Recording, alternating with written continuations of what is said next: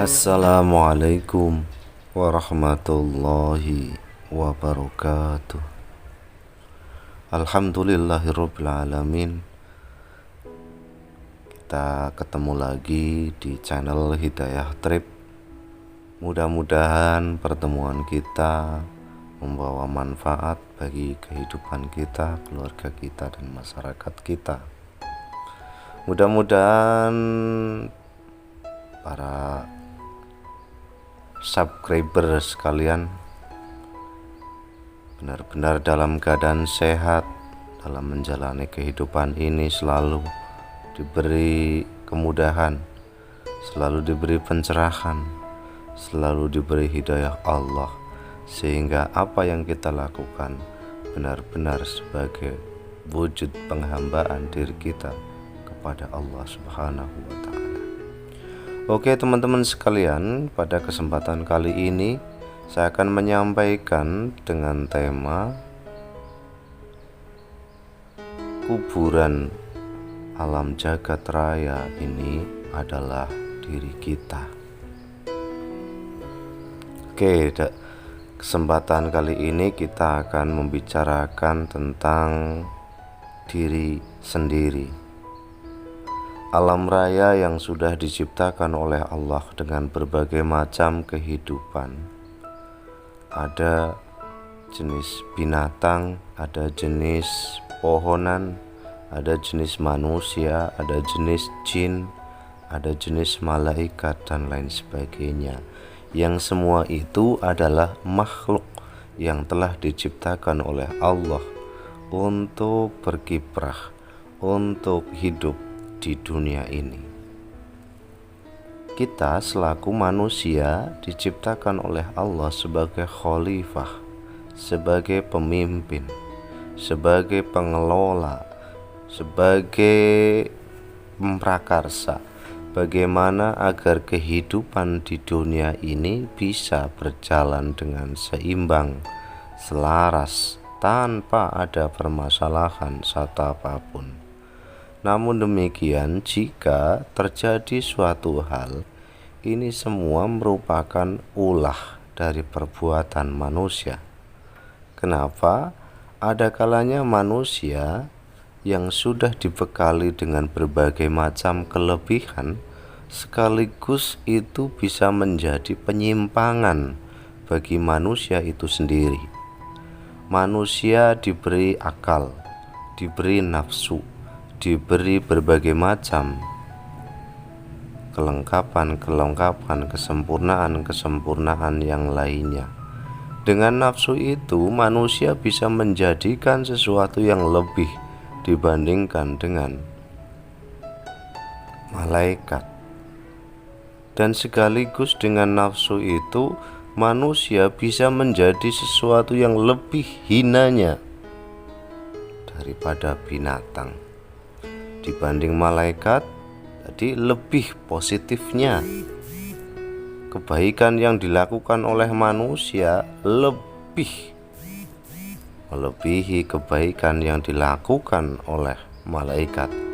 Dengan sekaligus kejahatannya, kejelekannya bisa melebihi kejahatan binatang ataupun kejahatan makhluk yang lainnya. Nah, ini menjadi gambaran bagi kita bagaimana agar diri kita dalam melangkahkan kaki, menginjakkan kaki di muka bumi ini bisa sesuai dengan apa yang dikehendaki oleh Allah, yaitu sebagai penghamba, yaitu sebagai khalifah di muka bumi ini. Nah, bagaimana agar kita bisa sesuai dengan apa yang dikehendaki oleh Allah? Maka ikutilah apa yang sudah menjadi kehendak-kehendak dari Allah. Kita diperintahkan untuk mengikuti apa yang sudah menjadi ketentuan Allah, yang semua itu tertulis dalam kitab sucinya, dalam wahyunya, yang tertulis dalam kitab, dalam buku, ataupun yang ada dalam catatan-catatan yang ada dalam alam semesta ini, atau biasa dikenal dengan Al-Quran Qadim. Manusia untuk bisa memahami. Bagaimana agar bisa memahami? Maka jangan sampai manusia itu lupa diri. Nah, disinilah permasalahan yang sering kali muncul.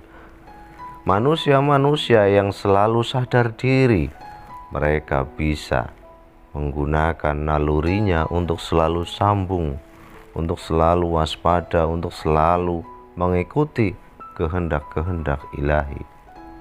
Dan sebaliknya, manusia-manusia yang lupa diri karena begitu banyaknya keinginan-keinginan hawa nafsunya yang dilakukan dalam kehidupan sehari-hari, maka apa yang terinformasikan ataupun tersalurkan oleh Allah kepada manusia tidak bisa diterimakan oleh manusia. Karena apa? Karena tertutupnya diri manusia dari perkara-perkara yang datangnya dari Allah.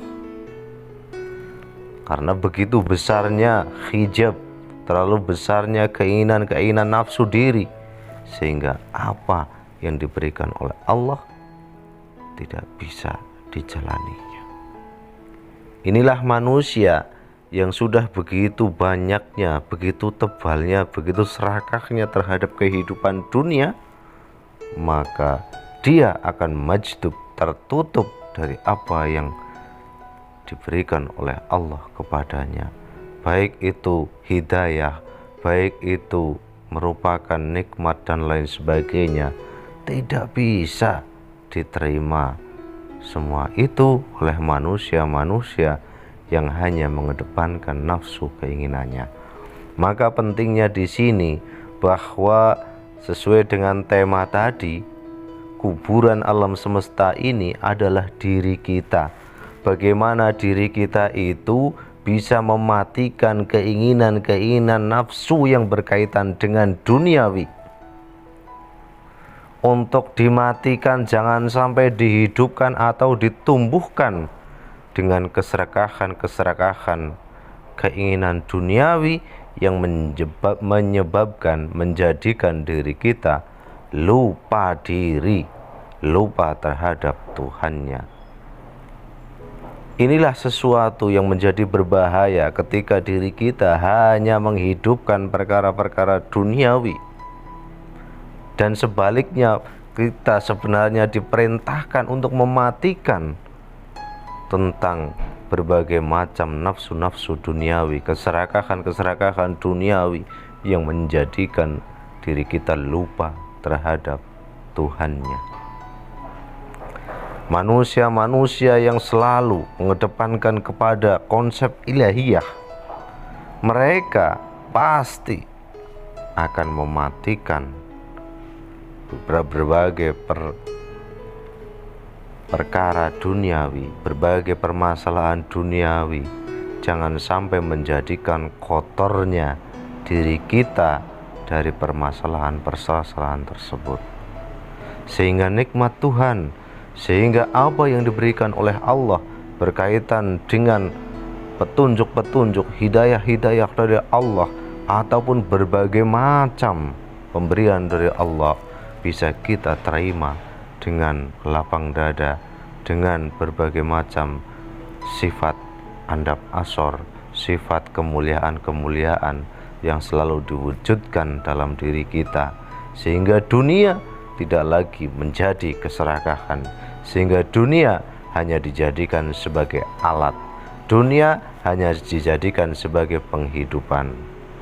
Inilah konsep kehidupan yang diberikan oleh Allah, bahwa kita selaku manusia untuk menjadi khalifah di muka bumi ini.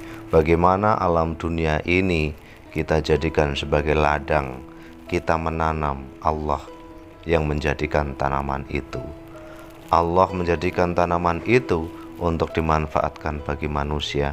Manusia hanya bisa memanfaatkannya.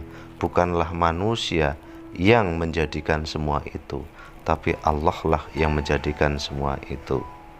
Allah memerintahkan kepada manusia agar jagalah alam raya ini, dan jangan sampai terjadi kepunahan.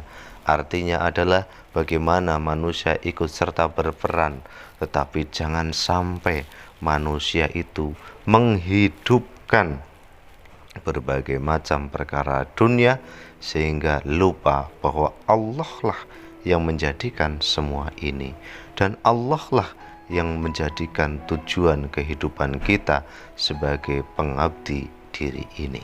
Maka matikanlah, jadikanlah diri kita sebagai kuburan, sebagai tempat peristirahatan terakhir bagi makhluk-makhluk yang ada di sekitar kita.